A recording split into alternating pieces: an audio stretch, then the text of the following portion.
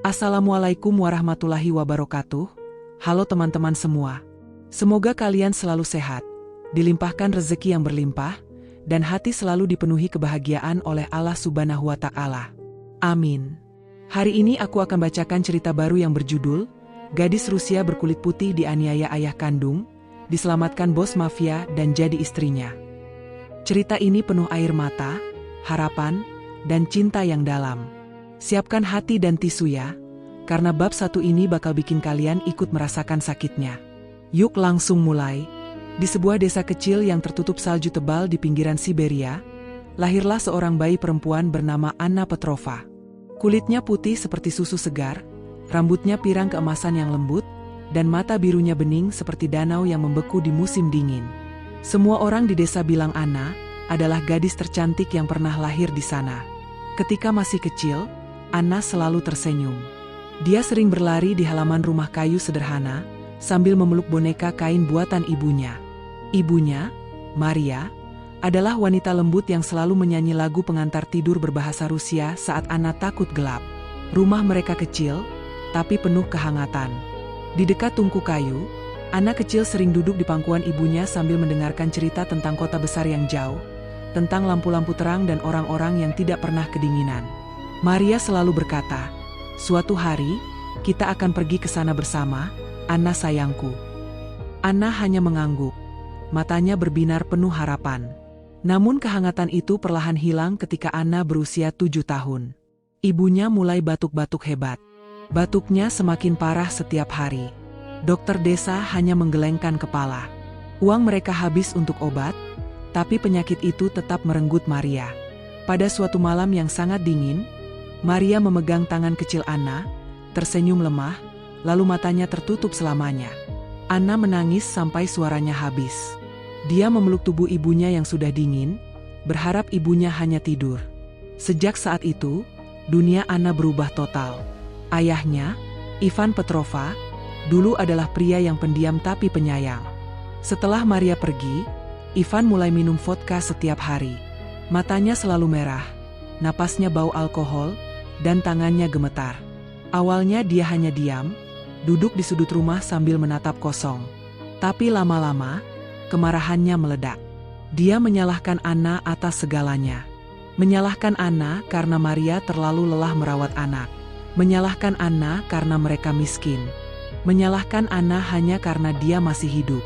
Pukulan pertama datang saat Anna berusia 8 tahun. Ivan memukuli punggung Anna dengan tangan kosong hanya karena Anna lupa membeli roti. Anna menangis, tapi tidak berani membantah. Sejak itu, memar biru dan ungu menjadi teman sehari-hari di kulit putihnya yang dulu mulus. Kadang memar di lengan, kadang di punggung, kadang di wajah sampai bibirnya berdarah. Anna belajar diam. Belajar menunduk. Belajar menyembunyikan tangisnya di balik pintu kamar kecil. Setiap malam, Anna meringkuk di kasur tipisnya, memeluk boneka kain pemberian ibunya yang sudah usang. Dia menatap langit-langit kayu yang retak, berbisik dalam hati, "Ibu, kapan aku boleh pergi dari sini?" Tapi tidak ada jawaban. Hanya angin dingin yang masuk lewat celah-celah dinding. Waktu berlalu. Anna tumbuh menjadi gadis remaja yang semakin cantik. Rambut pirangnya panjang sampai pinggang, kulitnya tetap putih meski sering terkena angin Siberia yang keras. Tapi matanya sudah tidak lagi berbinar.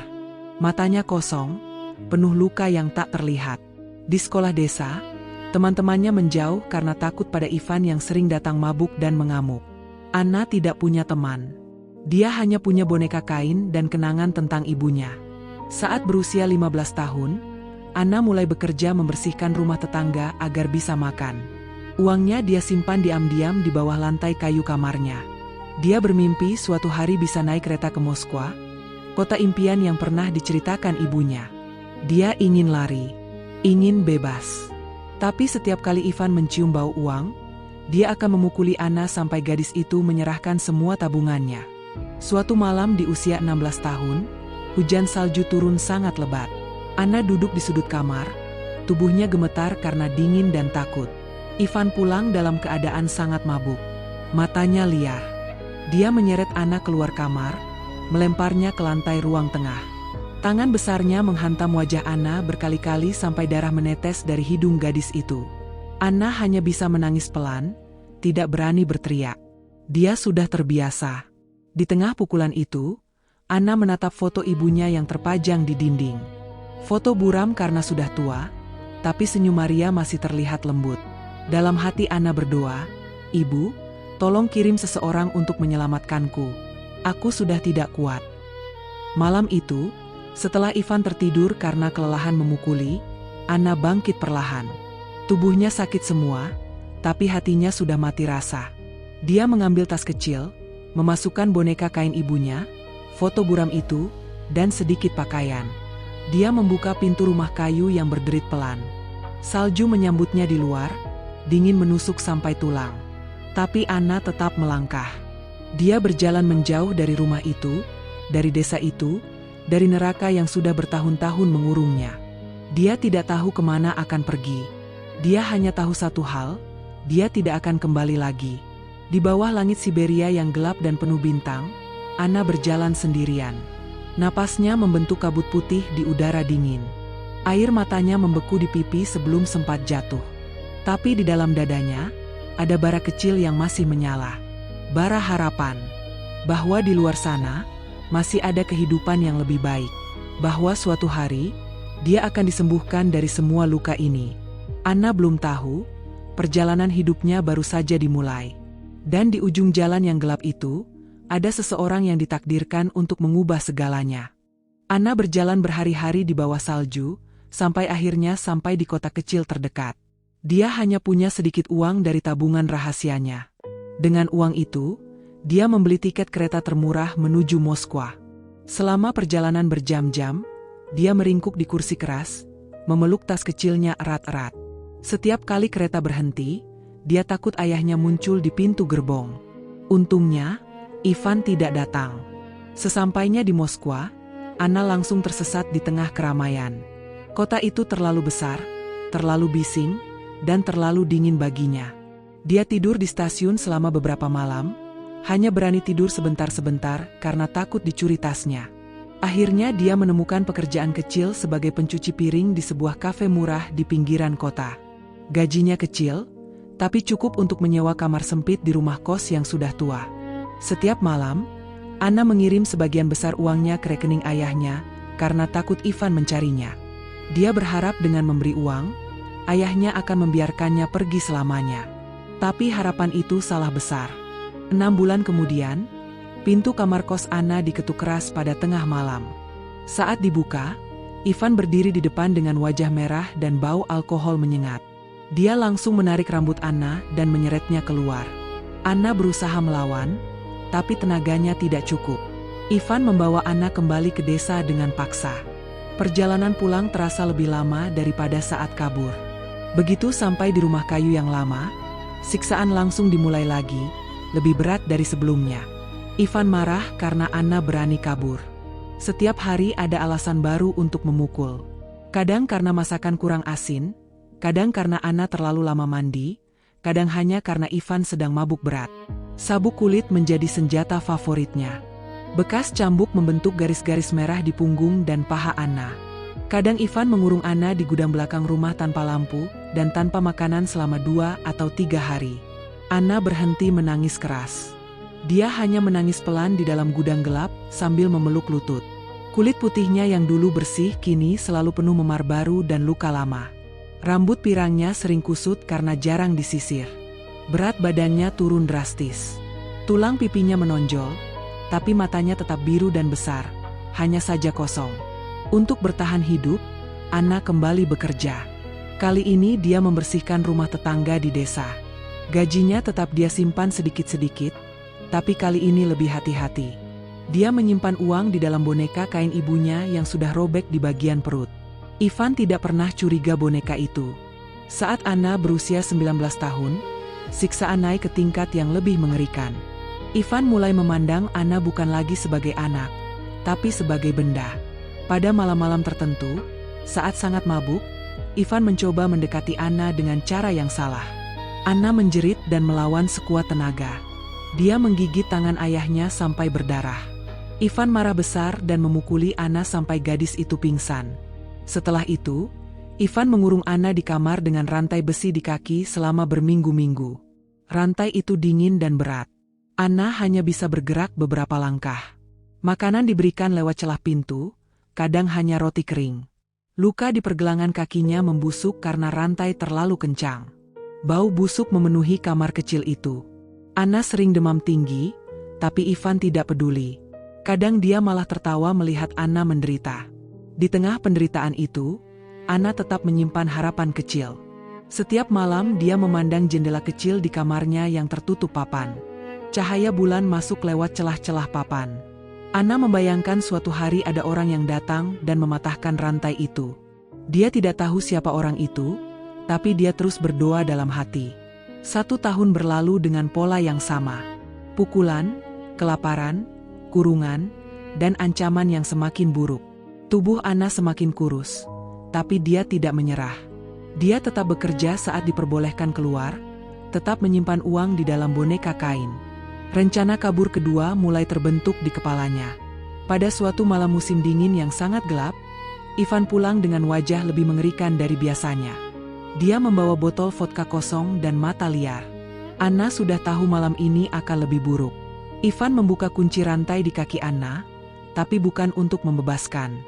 Dia menyeret Anna ke ruang tengah dan mulai memukuli dengan benda-benda di sekitarnya. Kursi kayu, botol kaca, apa saja yang ada di tangan. Darah mengalir dari kepala Anna. Pandangannya kabur. Tubuhnya terasa ringan, seperti mau melayang.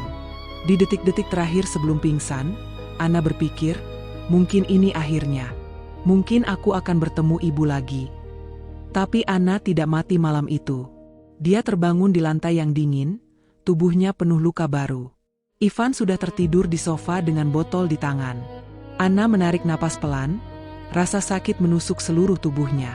Tapi ada sesuatu yang berubah di dalam dirinya. Dia tidak lagi takut mati. Dia hanya ingin hidup bebas. Malam itu juga, dengan sisa tenaga yang hampir habis, Anna merangkak ke kamarnya. Dia mengambil boneka kain, mengeluarkan semua uang tabungan, dan memasukkan ke dalam saku mantel tua. Dia tahu ini kesempatan terakhir. Kalau gagal lagi, mungkin dia benar-benar tidak akan selamat. Anna membuka jendela kecil di kamarnya. Salju kembali turun deras. Dia memanjat keluar dengan susah payah. Tubuhnya berdarah dan gemetar. Kakinya terasa seperti bukan miliknya lagi. Tapi dia terus berjalan meninggalkan rumah itu untuk kedua kalinya. Kali ini dia bersumpah, apapun yang terjadi, dia tidak akan pernah kembali. Di kejauhan, lampu kota kecil mulai terlihat. Anna berjalan menuju cahaya itu, satu langkah demi satu langkah, membawa luka dan harapan yang sama-sama hampir padam. Anna berhasil sampai ke stasiun kereta kecil di kota terdekat sebelum matahari terbit. Tubuhnya masih berdarah di beberapa tempat, tapi dia terus berjalan. Dia membeli tiket termurah lagi ke Moskwa dengan semua uang yang ada di saku mantel. Petugas loket memandangnya aneh karena wajah pucat dan luka di kepala, tapi Anna hanya menunduk dan cepat masuk gerbong. Selama perjalanan, Anna duduk di sudut paling belakang. Dia menutupi wajah dengan syal tua agar orang tidak bertanya. Setiap kali kereta berhenti, dia menahan napas, takut Ivan muncul. Untungnya sampai Moskwa, ayahnya tidak datang. Anna turun dari kereta dengan kaki gemetar. Kota itu masih sama besar dan membingungkan seperti pertama kali, tapi kali ini dia sudah tahu sedikit jalan. Dia langsung mencari pekerjaan. Kali ini dia menjadi pembantu di sebuah hotel kecil di pinggiran Moskwa. Gajinya dibayar harian, jadi dia bisa langsung makan. Pemilik hotel, seorang nenek tua, kasihan melihat kondisi Anna. Nenek itu memberi kamar kecil di loteng hotel tanpa tambahan biaya. Anna hanya mengangguk dan langsung tidur selama 2 hari penuh karena kelelahan. Setelah tubuhnya agak kuat kembali, Anna mulai hidup rutin. Pagi membersihkan kamar tamu, siang mencuci sprei, malam tidur di loteng. Dia tidak banyak bicara dengan orang lain. Kalau ada tamu yang memuji kulitnya yang putih atau matanya yang biru, Anna hanya tersenyum kecil lalu cepat pergi. Trauma membuatnya takut pada laki-laki manapun, bahkan yang hanya ingin membantu. Setiap malam, Anna menghitung uangnya. Dia menyimpan di dalam sepatu tua di bawah kasur. Kali ini dia berjanji tidak akan mengirim apapun ke Ivan lagi. Dia ingin semua uang itu untuk dirinya sendiri, untuk hidup baru. Dalam waktu 6 bulan, tabungannya cukup untuk menyewa kamar yang lebih baik dan beli pakaian hangat. Anna mulai merasa sedikit tenang. Dia bahkan berani jalan-jalan di pasar pada hari Minggu. Dia membeli roti murah dan duduk di taman sambil melihat orang-orang lewat. Ada saat-saat dia hampir tersenyum melihat anak kecil bermain salju. Hampir lupa dengan luka-luka di tubuh dan hatinya. Tapi ketenangan itu tidak bertahan lama. Suatu sore, saat Anna sedang membersihkan kamar di lantai 3, dia melihat sosok tinggi di halaman hotel dari jendela. Jantungnya langsung berhenti. Ivan berdiri di sana dengan mantel hitam kotor, matanya mencari-cari. Anna langsung jatuh ke lantai, tubuhnya gemetar hebat. Dia bersembunyi di balik tempat tidur sampai napasnya habis. Malam itu, Ivan datang lagi. Dia menggedor pintu hotel dan berteriak memanggil nama Anna. Pemilik hotel memanggil polisi, tapi polisi datang terlambat. Ivan sudah berhasil masuk dan menemukan Anna di loteng. Dia menyeret Anna keluar seperti binatang. Tidak ada yang berani menghentikan karena Ivan membawa pisau kecil di tangan. Perjalanan pulang ke desa terasa seperti mimpi buruk yang berulang. Anna dipukuli di dalam bus karena berani melawan. Sesampainya di rumah kayu, siksaan langsung dilanjutkan dengan lebih ganas. Ivan mengikat tangan dan kaki Anna dengan tali tambang kasar. Dia memasukkan Anna ke gudang belakang rumah yang sudah lama tidak dipakai. Pintu gudang dikunci ganda, jendela ditutup papan tebal.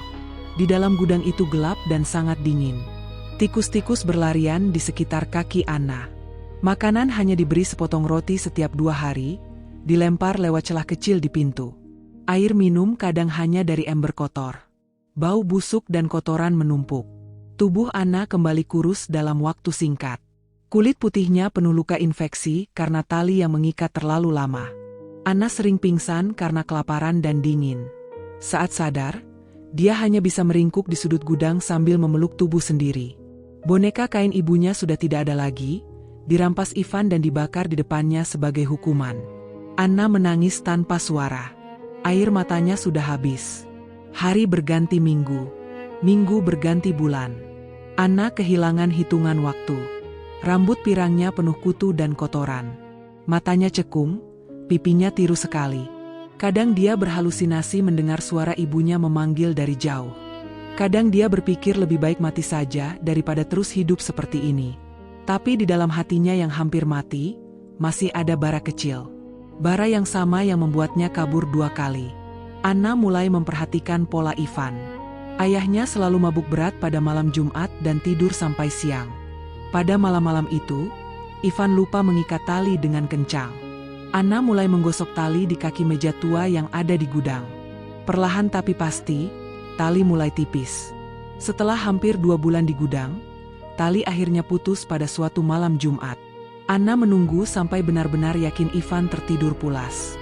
Dia mendorong pintu gudang dengan bahu sampai engselnya lepas sedikit. Dengan sisa tenaga, Anna merangkak keluar. Salju kembali turun, tapi kali ini dia tidak peduli dingin. Anna berjalan tertatih meninggalkan desa untuk ketiga kalinya. Kali ini dia tidak membawa apa-apa. Tidak ada uang, tidak ada pakaian ganti, hanya mantel tipis yang sudah robek. Kakinya berdarah karena berjalan tanpa alas kaki di salju. Tapi dia terus berjalan. Menuju lampu kota kecil yang terlihat samar di kejauhan. Saat fajar mulai menyingsing, Anna akhirnya jatuh di pinggir jalan raya.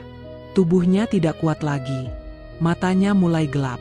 Di detik terakhir sebelum pingsan, dia melihat lampu mobil mendekat. Anna berpikir itu mungkin Ivan lagi. Tapi dia sudah tidak peduli. Yang penting dia sudah jauh dari gudang itu. Anna tidak tahu, mobil itu bukan milik Ivan. Mobil itu milik seseorang yang akan mengubah hidupnya selamanya. Anna terbangun karena bau obat dan kehangatan. Tubuhnya terbaring di ranjang bersih dengan selimut tebal. Cahaya lampu lembut menyinari ruangan luas yang tidak dia kenal. Dia panik sesaat, mencoba bangun, tapi tangan kanannya diinfus dan tubuhnya terlalu lemah. Seorang dokter tua berjas putih masuk, memeriksanya, lalu pergi lagi tanpa banyak bicara. Anna hanya bisa menatap langit-langit putih yang tinggi. Setelah beberapa jam, pintu kamar terbuka lebar. Masuklah seorang pria tinggi berjas hitam mahal. Rambutnya hitam pendek, matanya tajam, dan wajahnya tegas tapi tidak kasar. Usianya sekitar 30 tahun. Dia adalah Dmitri Volkov, orang yang mobilnya hampir menabrak Anna di pinggir jalan beberapa hari lalu. Dmitri melihat Anna tergeletak di salju, langsung menggendongnya dan membawa ke rumah sakit pribadinya. Dokter bilang Anna hampir mati karena hipotermia dan luka infeksi di seluruh tubuh. Dmitri duduk di kursi dekat ranjang. Dia tidak langsung bicara, hanya memperhatikan wajah Anna yang masih pucat. Kulit putih Anna terlihat semakin pucat di bawah lampu rumah sakit. Memar lama dan baru masih terlihat jelas di leher dan lengan. Dmitri sudah tahu cerita dari polisi desa kecil yang dia hubungi. Mereka bilang Anna sering diculik ayahnya sendiri. Dmitri marah dalam hati. Dia tidak suka orang yang menyakiti yang lemah. Anna sembuh perlahan selama 2 minggu. Setiap hari Dmitri datang sebentar, membawa buah atau makanan ringan, lalu pergi lagi. Anna takut pada awalnya. Dia selalu menunduk setiap Dmitri masuk. Tapi lama-lama dia sadar pria ini tidak pernah mengangkat tangan atau memandangnya dengan mata kotor seperti Ivan. Dmitri hanya diam, tapi kehadirannya terasa menenangkan. Setelah boleh keluar rumah sakit, Dmitri membawa Anna ke rumahnya yang besar di pinggiran Moskwa. Rumah itu seperti istana kecil, dikelilingi tembok tinggi dan penjaga bersenjata. Anna diberi kamar sendiri di lantai 2, lengkap dengan kamar mandi dalam dan lemari pakaian baru. Semua baju di lemari berwarna lembut dan ukurannya pas. Anna bingung siapa yang mengukur tubuhnya, tapi dia tidak berani bertanya. Hari-hari pertama di rumah itu, Anna hampir tidak pernah keluar kamar. Dia hanya makan makanan yang dibawa pembantu ke depan pintu. Tubuhnya mulai gemuk sedikit, memar mulai memudar, tapi matanya masih kosong. Trauma terlalu dalam. Setiap malam dia terbangun menjerit karena mimpi buruk tentang gudang gelap dan rantai. Dmitri tahu. Dia memasang kamera kecil di koridor, bukan untuk mengawasi Anna, tapi untuk memastikan gadis itu tidak menyakiti diri sendiri. Suatu malam Anna keluar kamar sambil menangis dan berjalan tanpa tujuan. Dmitri yang sedang bekerja di ruang bawah langsung naik. Dia melihat Anna duduk di tangga, memeluk lutut, tubuhnya gemetar. Dmitri mendekat pelan, lalu duduk beberapa anak tangga di bawahnya agar Anna tidak merasa terancam.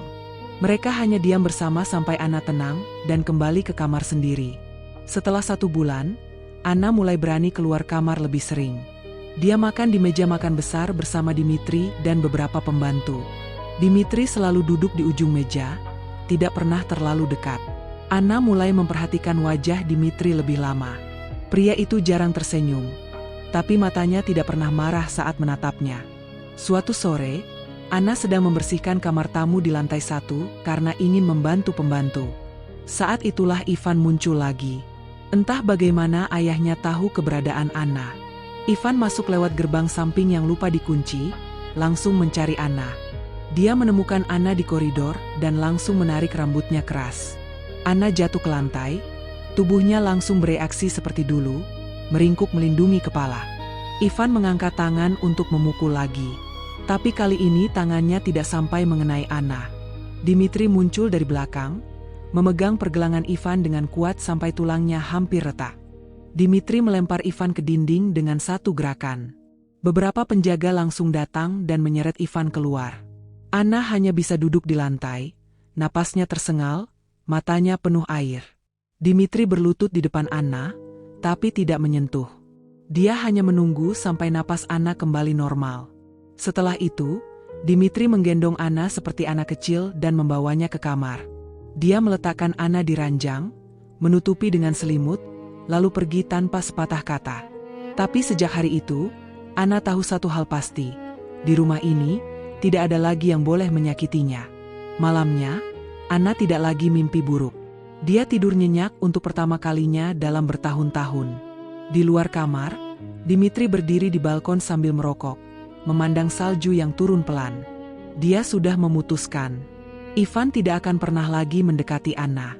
Kalau perlu, dia akan menghilangkan pria itu dari dunia ini. Bagi Dmitri, melindungi Anna sekarang menjadi bagian dari hidupnya, entah kenapa rasanya begitu penting. Di dalam kamar, Anna memeluk bantal erat-erat. Untuk pertama kalinya, dia merasa aman. Dia belum tahu nama pria yang menyelamatkannya. Dia belum tahu siapa Dimitri sebenarnya. Tapi dia tahu satu hal, dia tidak ingin pergi dari rumah ini. Tidak lagi.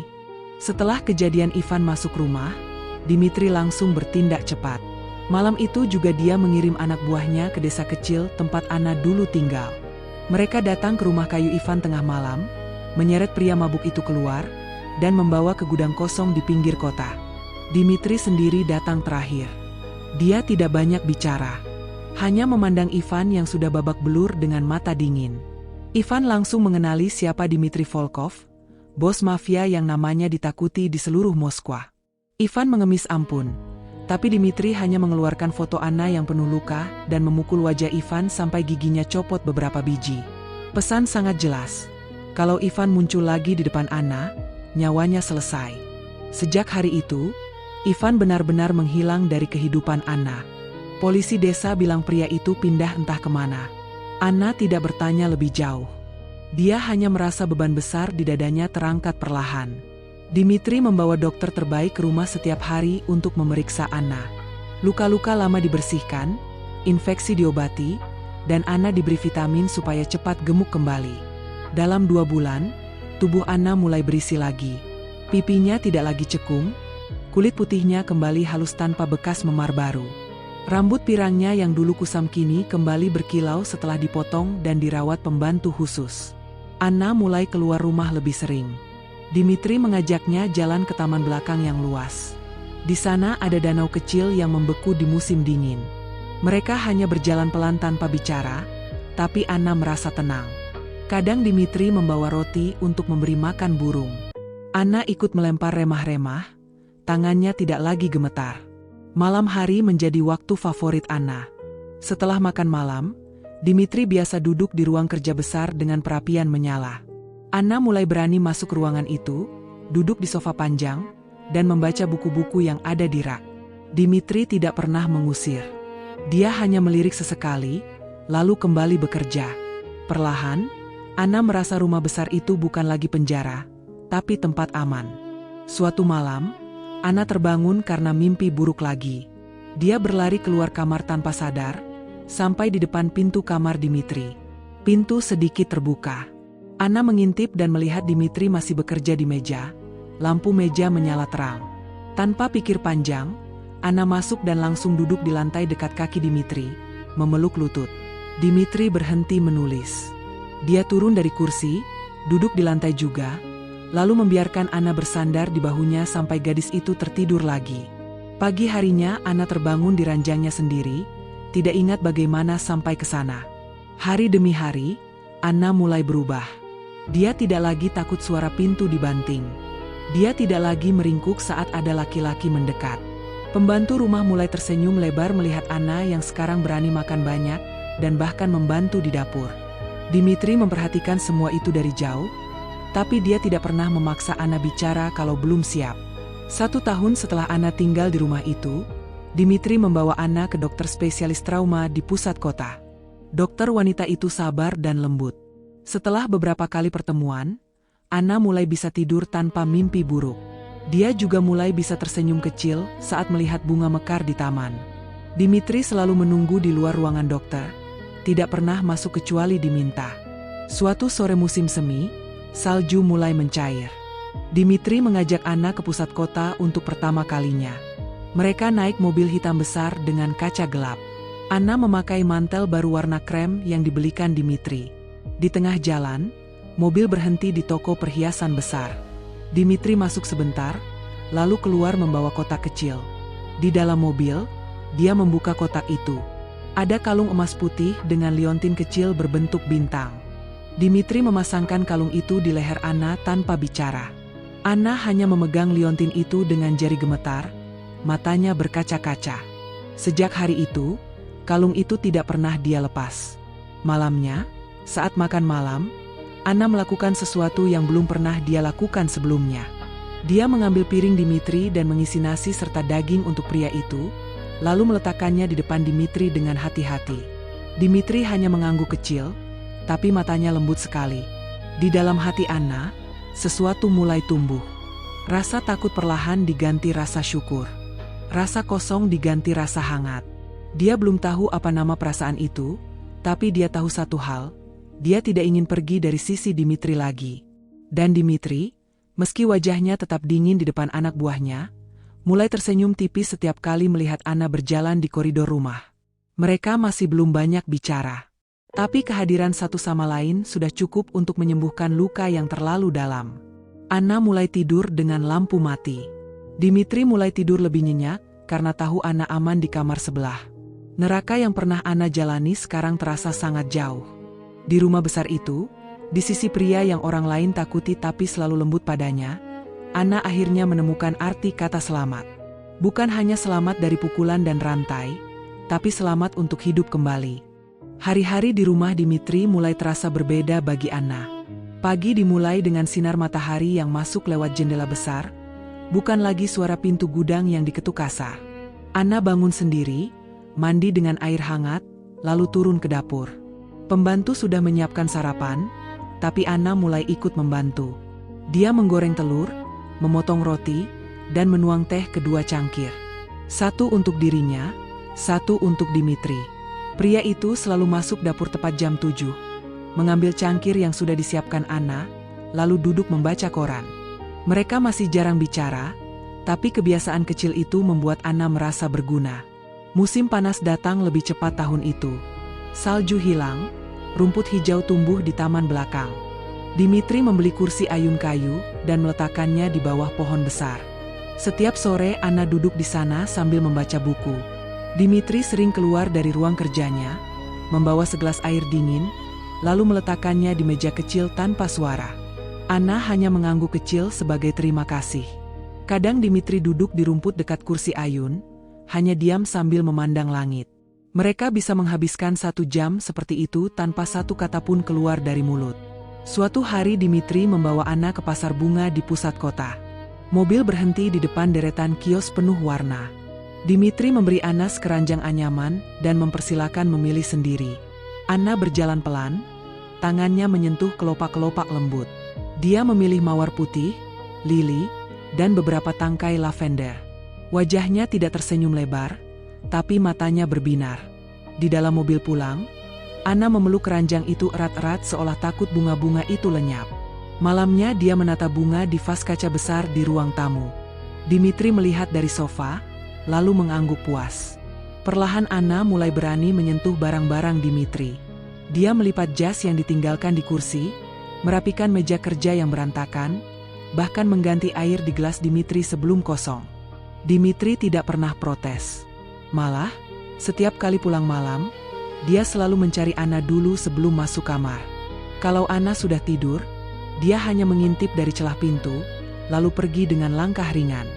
Satu malam musim panas yang hangat, listrik di rumah mati karena badai. Seluruh rumah gelap. Anna langsung panik. Dia berlari keluar kamar, napas tersengal, tubuh gemetar hebat. Dimitri yang sedang di ruang bawah langsung naik. Dia menemukan Anna duduk di lantai koridor, tangannya menutup telinga. Tanpa pikir panjang Dimitri menyalakan lilin besar, lalu duduk di samping Anna. Dia membuka lengan, dan Anna langsung masuk ke pelukannya. Mereka duduk seperti itu sampai listrik menyala kembali. Setelah itu Anna tidak langsung lepas. Dia tetap bersandar di dada Dimitri sampai tertidur. Dimitri menggendongnya ke kamar, menyelimuti, lalu duduk di kursi sampai pagi. Sejak malam itu, batas antara mereka semakin tipis. Anna mulai duduk lebih dekat saat makan malam. Kadang tangannya tidak sengaja menyentuh tangan Dimitri saat mengambil garam. Dimitri tidak menarik tangan. Malah diam-diam memegang jari Anna sebentar sebelum melepaskan lagi. Anna merasakan hangat yang aneh di dadanya setiap kali itu terjadi. Dimitri mulai membawa Anna ke tempat-tempat yang lebih jauh. Mereka pergi ke danau besar di luar kota, naik perahu kecil, dan makan bekal yang dibuat Anna sendiri. Mereka duduk di tepi air berjam-jam. Anna melempar batu kecil ke air. Dimitri hanya memandang wajah Anna yang mulai terlihat bahagia. Di perjalanan pulang, Anna tertidur di bahu Dimitri. Pria itu memperlambat laju mobil agar Anna tidak terbangun. Malam semakin sering mereka habiskan bersama di ruang perapian. Anna membawa selimut besar, duduk di karpet, dan bersandar ke kaki Dimitri yang duduk di sofa. Kadang Anna tertidur di sana. Dimitri akan mengangkatnya pelan dan membawa ke kamar. Tapi ada satu malam Anna terbangun di tengah malam dan sadar Dimitri masih duduk di sofa. Tangannya memainkan rambut Anna yang terurai. Anna tidak bergerak. Dia hanya menutup mata lagi dan membiarkan Dimitri terus mengelus rambutnya sampai pagi. Tubuh Anna sekarang sudah sehat sepenuhnya. Beratnya naik, pipinya merona, kulit putihnya bersih tanpa bekas luka. Rambut pirangnya panjang sampai pinggang. Sering dibiarkan tergerai karena Dimitri suka melihatnya seperti itu. Anna mulai memakai baju warna cerah, bukan lagi hanya abu-abu dan hitam. Dimitri membelikan gaun-gaun cantik, dan Anna memakainya tanpa ragu. Satu malam di akhir musim panas, langit penuh bintang. Dimitri mengajak Anna ke balkon lantai 2. Mereka duduk di kursi panjang. Angin malam sepau-sepau. Anna memakai sweater besar milik Dimitri karena malam agak dingin. Tiba-tiba Dimitri menggenggam tangan Anna. Telapak tangannya kasar, tapi hangat. Anna tidak menarik tangan. Dia balas menggenggam lebih erat. Mereka duduk seperti itu sampai larut malam, hanya memandang bintang tanpa bicara. Di dalam hati Anna, perasaan itu sekarang punya nama. Cinta. Bukan cinta biasa, tapi cinta yang lahir dari rasa aman, dari pelukan di malam gelap, dari cangkir teh yang selalu disiapkan, dari bunga yang dipilih bersama. Dan di dalam hati Dimitri, perasaan yang sama juga tumbuh. Dia yang biasanya dingin pada semua orang, sekarang jadi lembut hanya untuk Anna. Dia yang biasa tidur dengan pistol di bawah bantal, sekarang tidur nyenyak karena tahu Anna ada di kamar sebelah. Mereka belum pernah mengatakan, "Aku cinta kamu." Tapi setiap sentuhan, setiap pandangan, setiap langkah kecil yang mereka lakukan bersama sudah cukup untuk mengatakan itu semua. Benih cinta itu sudah bertunas, tumbuh perlahan tapi pasti, mengisi rumah besar itu dengan kehangatan yang dulu hanya mimpi bagi Anna. Musim gugur tiba dengan cepat. Daun-daun berubah jadi kuning dan merah, lalu jatuh menutupi halaman rumah Dimitri. Anna sekarang sering berjalan sendiri di taman, mengumpulkan daun-daun cantik untuk dijadikan hiasan di kamarnya. Hidup terasa tenang, hampir terlalu tenang. Dimitri tetap sibuk dengan urusan bisnisnya, sering keluar malam dan pulang pagi dengan wajah lelah. Anna tidak pernah bertanya apa yang dikerjakan Dimitri. Dia hanya menyiapkan air hangat dan handuk bersih di kamar mandi, lalu tidur kembali. Suatu malam di akhir Oktober, Dimitri pulang lebih larut dari biasanya. Wajahnya penuh luka kecil, bajunya sedikit robek di lengan. Anna langsung bangun saat mendengar pintu depan terbuka. Dia turun ke bawah, melihat Dimitri duduk di sofa sambil menekan luka di bahu dengan kain. Anna mengambil kotak obat, membersihkan luka itu sendiri, lalu membalut dengan perban. Dimitri hanya diam, membiarkan Anna merawatnya. Setelah selesai, Anna tetap duduk di samping Dimitri sampai pria itu tertidur di sofa. Pagi harinya Dimitri bangun lebih dulu dan sudah tidak ada di sana. Tapi Anna menemukan jaketnya dilipat rapi di kursi dengan catatan kecil, "Terima kasih." Ketenangan itu pecah pada suatu sore yang hujan deras. Anna sedang membaca di ruang perapian ketika tiba-tiba listrik mati total. Pintu depan terbuka dengan keras. Beberapa penjaga berlari masuk sambil membawa senjata. Dimitri muncul dari ruang kerjanya, wajahnya tegang. Dia langsung menarik Anna ke lantai atas dan mengunci mereka berdua di kamar pribadinya yang punya pintu besi tebal. Di luar terdengar suara tembakan dan teriakan. Anna gemetar hebat. Dimitri memeluknya erat sambil menutup telinga Anna dengan tangannya sendiri. Setelah hampir 1 jam, tembakan berhenti. Dimitri keluar dulu, memastikan aman, lalu kembali menggendong Anna ke kamarnya. Rumah berantakan, beberapa jendela pecah, 2 penjaga terluka parah. Dimitri mengurus semuanya dengan cepat. Malam itu Anna tidak bisa tidur. Dia duduk di ranjang sambil memeluk lutut. Dimitri masuk, duduk di sampingnya, lalu memeluk dari belakang sampai Anna akhirnya tertidur. 2 hari kemudian, kabar buruk datang. Ivan muncul kembali. Pria itu ternyata tidak benar-benar pergi. Dia bersembunyi di kota kecil, minum setiap hari, dan cerita pada siapa saja yang mau dengar bahwa anaknya dicuri orang kaya. Salah satu musuh lama Dimitri mendengar cerita itu, dan memanfaatkan Ivan untuk menyerang rumah. Mereka janji beri Ivan uang banyak kalau berhasil bawa Anna kembali. Malam berikutnya, saat Dimitri sedang rapat di luar, rumah diserang lagi. Kali ini lebih terencana. Penjaga di depan langsung dilumpuhkan. Beberapa pria bersenjata masuk lewat pintu samping. Anna sedang di dapur membuat teh ketika mendengar suara kaca pecah. Dia langsung lari ke lantai atas, tapi terlambat. Ivan ada di antara penyerang. Wajahnya penuh dendam dan alkohol. Dia langsung menangkap Anna, mengikat tangan gadis itu dengan tali plastik, lalu membawa keluar rumah ke mobil van hitam yang menunggu. Anna berjuang sekuat tenaga, menggigit tangan Ivan sampai berdarah, tapi pukulan keras di kepala membuatnya lemas. Dunia menjadi gelap. Saat sadar kembali, dia sudah berada di gudang tua di pinggir kota. Tangan dan kaki diikat ke kursi besi. Ivan berdiri di depannya sambil tertawa kasar. Di sekitar gudang ada 4 pria lain, semua bersenjata. Mereka menunggu perintah dari bos mereka yang akan datang nanti. Anna kembali ke neraka yang dulu. Bau busuk, dingin, dan rasa takut yang sama. Tubuhnya gemetar hebat. Luka baru di kepala berdarah lagi. Ivan mendekat, memegang dagu Anna keras-keras, lalu memukul wajahnya berkali-kali. Anna tidak lagi menangis. Dia hanya menatap kosong, sudah terlalu sering merasakan ini. Di saat yang sama, Dimitri kembali ke rumah dan menemukan kekacauan. Dia langsung tahu siapa yang di belakang semua ini. Anak buahnya melacak sinyal ponsel Ivan yang bodohnya masih menyala. Dalam waktu kurang dari 2 jam, Dimitri sudah tahu lokasi gudang itu. Dia mengumpulkan lebih dari 20 orang terbaiknya, semua bersenjata lengkap. Pertempuran di gudang berlangsung singkat tapi berdarah. Dimitri masuk paling depan. Dia melihat Anna terikat di kursi, wajah penuh darah, dan langsung hilang kendali. Tembakan demi tembakan keluar dari senjatanya. Ivan mencoba lari, tapi Dimitri mengejar dan memukul pria tua itu sampai tak bergerak lagi. 2 penyerang tewas di tempat, 2 lagi ditangkap hidup-hidup.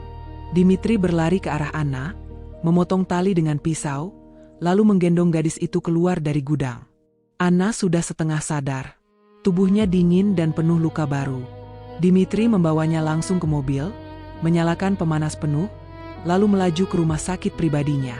Malam itu Dimitri tidak meninggalkan Anna sedetik pun. Dokter membersihkan luka, menjahit yang robek, dan memberi obat penenang. Dimitri duduk di samping ranjang, memegang tangan Anna erat-erat. Wajahnya penuh penyesalan karena tidak bisa melindungi Anna lebih baik. Pagi harinya Anna membuka mata. Dia melihat Dimitri yang masih duduk di sana, mata merah karena tidak tidur. Anna menggerakkan jari kecil, menggenggam tangan Dimitri balik. Di detik itu, Dimitri menundukkan kepala dan mencium tangan Anna lama sekali. Ivan tidak pernah muncul lagi setelah malam itu. Tubuhnya ditemukan beberapa hari kemudian di sungai, resmi dikategorikan bunuh diri karena mabuk. Tidak ada yang menyelidiki lebih dalam. Anna pulih lebih lama kali ini. Luka fisik sembuh dalam 2 minggu, tapi trauma kembali kambuh. Dia sering terbangun menjerit di malam hari. Dimitri selalu ada, memeluknya sampai tenang. Mereka tidur di kamar yang sama sekarang, karena Anna tidak mau sendirian. Di tengah rasa sakit itu, cinta mereka justru semakin dalam. Anna tahu Dimitri rela mati untuknya. Dimitri tahu Anna adalah satu-satunya kelemahan sekaligus kekuatannya. Bayang-bayang masa lalu masih ada, tapi sekarang mereka menghadapinya berdua, tangan saling bergenggam erat. Setelah penculikan kedua, Dimitri tidak lagi main-main.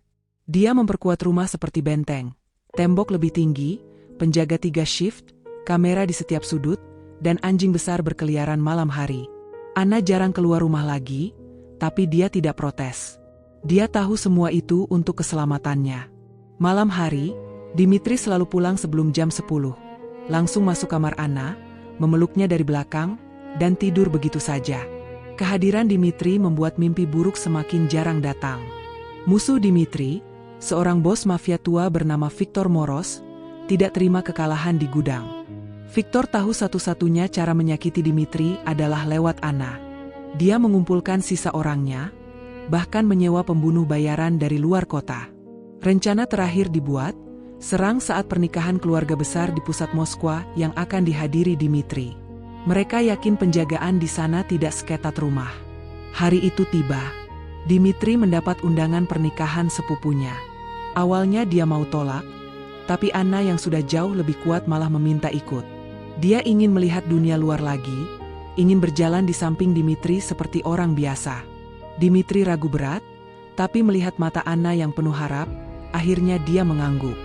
Dia menyiapkan 10 penjaga terbaik untuk mengawal mereka. Pesta pernikahan diadakan di hotel mewah. Lampu kristal besar, musik lembut, tamu berpakaian mahal. Anna memakai gaun biru muda panjang yang Dimitri pilih sendiri. Rambut pirangnya digulung rapi, kalung bintang masih melingkar di leher.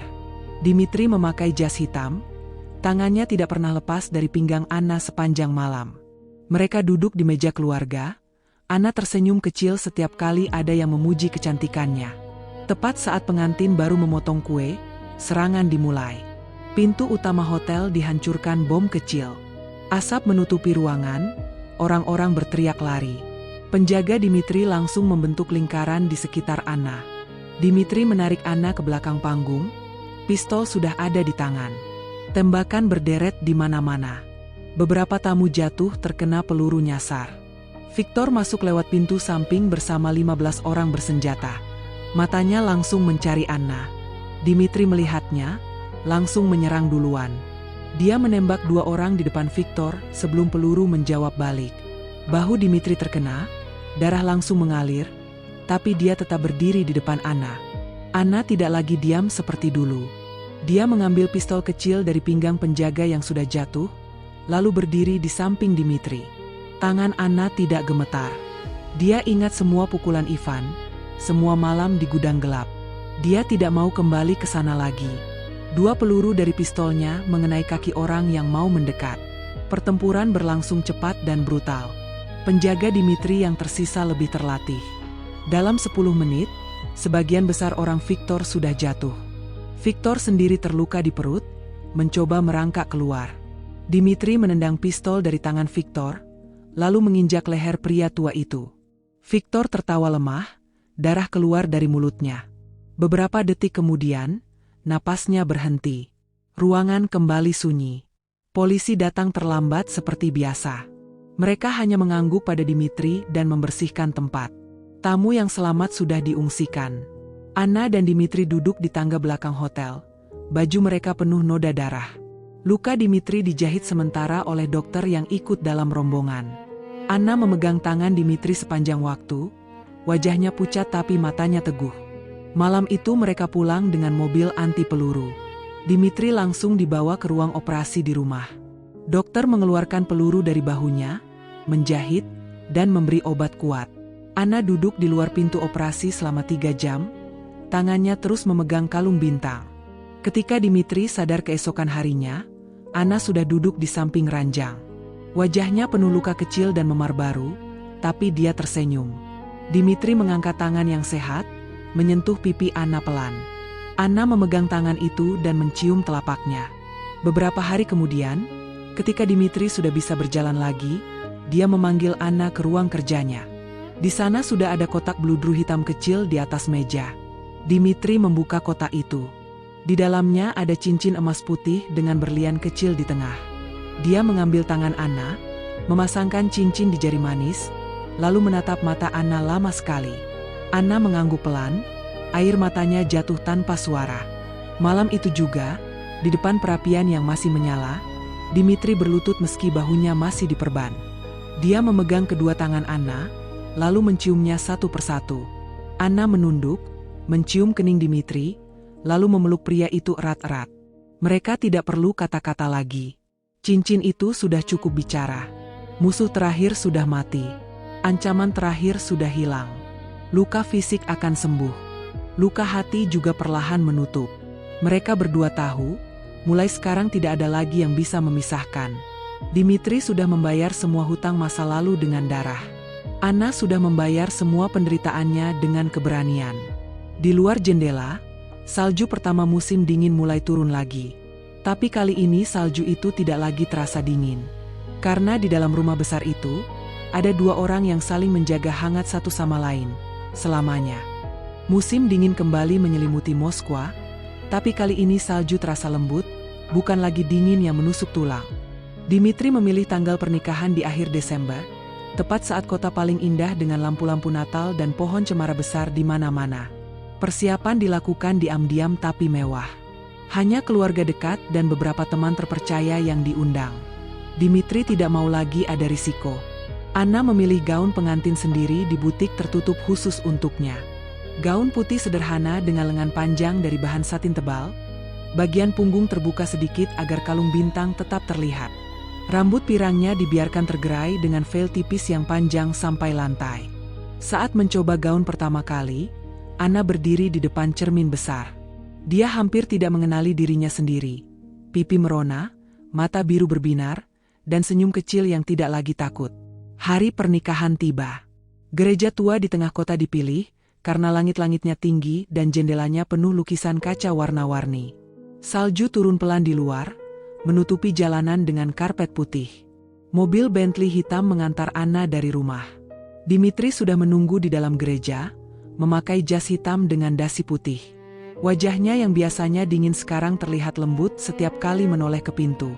Saat pintu gereja terbuka dan Anna masuk dengan langkah pelan, semua orang menahan napas. Dimitri langsung membeku di tempatnya. Anna berjalan sendiri di lorong panjang, tangannya memegang buket mawar putih kecil. Tidak ada ayah yang mengantar, tapi Anna tidak sedih. Dia tahu siapa yang akan menunggunya di ujung lorong itu.